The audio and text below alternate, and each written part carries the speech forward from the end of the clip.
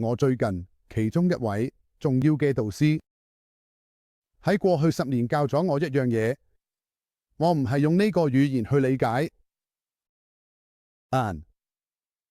我喺我整個網絡營銷事業中理解咗呢個概念，佢只係將呢個概念用言語表達出嚟。佢嘅話係咁樣 ，Eric， 所有生意都係對話，所有生意都係對話，特別係喺網絡營銷生意中。如果你同其他人喺對話中，你就喺做生意；如果你唔喺對話中，你就冇生意做。所以我哋要諗住要有更多嘅對話。呢係一個數量嘅遊戲，而嗰啲對話會創造機會。好啦，所以我會俾你睇一段片段，來自我組織嘅一個關於對話嘅培訓課程。睇下呢段片，我會喺最後返嚟俾多啲背景資料。我想你同你名單上每一個人開始對話。我想你就簡單咁講 Hello， 就問下你點啊？人哋會話咁劇本係咩？我應該講咩？我唔想你而家諗住做生意。呢一步，呢個概念喺建立任何嘢中都好重要。你想開展任何生意，但係特別喺呢度聯絡你所有嘅潛在客戶。所以當你第一次同佢哋講生意時，唔會係一件冷冰冰突兀嘅事，唔會係一件唔適當嘅事。我想你而家就開始一個對話，講 Hello， 你點啊？有咩新鮮事？有咩事發生緊？啲小朋友點啊？我見到你嘅樣令我笑咗，我諗住打個招呼。你嘅夏天過得點啊？你有冇假期計劃？係咪？工作點啊？生活點啊？有咩新鮮事？最近有冇睇到好戲？你通常同呢個人講咩？繼續嗰個對話，記唔記得嗰次我哋做咗呢件事？我唔介意係咩事，講你平時會同識嘅人聯絡時會講嘅嘢。需要有劇本，冇商業議程，冇要求。你唔係向佢哋要求任何嘢。事實上喺呢個對話中，除咗建立聯繫，我仲想你揾下有咩方法可以幫到佢哋。佢哋係做地產嘅，你知唔知？喂，你需唔需要人手？我識有人想買或者賣屋，你知唔知？我唔知佢哋有冇經紀，但如果我幫你哋聯繫，你會唔會介意？揾方法去建立價值，建立聯繫，俾佢哋生意嘅推薦。你知唔知？講下你最近點樣？你啲小朋友點樣？你嘅家庭點樣？講下各種唔同嘅事情。所以大部分呢啲都會係電子化嘅。SMS、短信、WhatsApp， 無論你用咩平台，直接信息、社交媒體，可能係電郵，但唔係咁常用。電話通話其實變得幾罕見。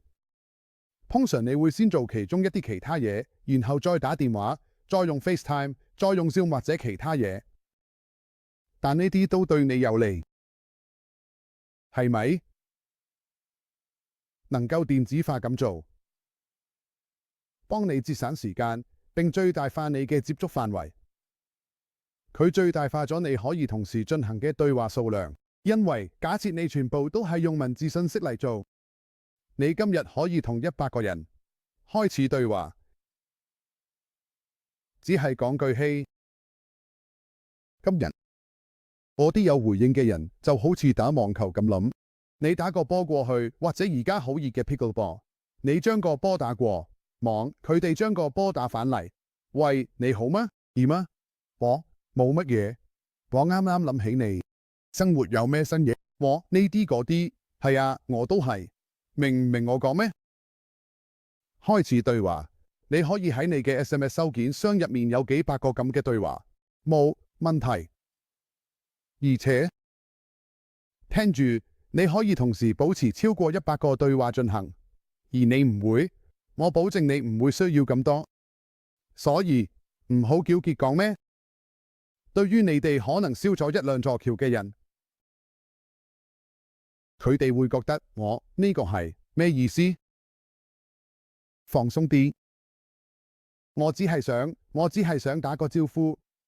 或者如果佢哋話你知唔知上次你太過激進，呢個時候你就可以話你知唔知對唔住，我需要道歉，我太興奮咗，我過咗火。你知唔知你嘅關係對我嚟講比生意更重要？我只係有呢個念頭喺我腦入面，然後我失控咗。原諒我哋好冇？我哋可以正常啲嗎？我哋就傾下計。有生意係一場對話，每次對話都會帶嚟更多，會帶嚟更多人，會帶嚟更多機會，會打開更多機會之門，會建立信任，會做到所有正確嘅事。如果你想建立一個大生意，你需要開始好多對話。好啦，開始好多對話。如果你咁做，你可以決定你想做幾多。如果你咁做，咁我可以攞呢個行動。我可以教你點樣適當地、優雅地、吸引地將呢啲對話轉化成為客戶或者生意對話，好嗎？所以設置對話，咁你睇唔睇到對話嘅價值？係咪明白到對話嘅重要性？你可以喺腦海中理解到嗎？要自然，同潛在客戶進行真實嘅對話。等一個轉折點出現，我會喺下一課講點樣轉換對話。但係而家我只係想你諗住，我會喺呢個行業中開始對話，為呢啲對話帶來價值，保持呢啲對話繼續，然後我會等，或者我會創造一個轉折點，讓我可以講產品或者 Herbalife 嘅機會。好，我會喺下一課講呢個。而家要搞清楚，你有越多嘅對話，你就有越多機會去增長你嘅生意。好，我哋聽日見，到時我哋會講轉折點，保重。